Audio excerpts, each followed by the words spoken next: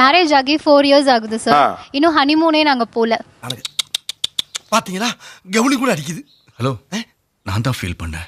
ஹனிமூன்னா எத்தனை பேர் போவோம்? புருஷன் முன்னாடி போவாங்க. எத்தனை பேர் போகணும்னு கேளுங்க சார். 8 பேர் சார். நீ நினைக்கிற மாதிரிலாம் ஒண்ணும் இல்ல சார். இல்லை சார், ஏன்னு நான் சொல்கிறேன். என் குரூப்பில் ஒருத்தன் 23 வயசில் கல்யாணம் பண்ண வேண்டிய கட்டாயம். ஏயா?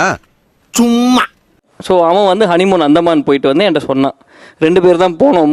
மூஞ்சி பார்த்து கடைசியாக சண்டை தான் வந்தது. இனிமே யாராவது ஹனிமூன் போகிறதா இருந்தால் தனியாக போவேனா, கேங்காக போனால் ஜாலியாக இருக்கும் அப்படின்னு சொன்னான். நல்லா தானே சொல்லிக்காரு. அப்புறம் இதை வரவேறுங்க.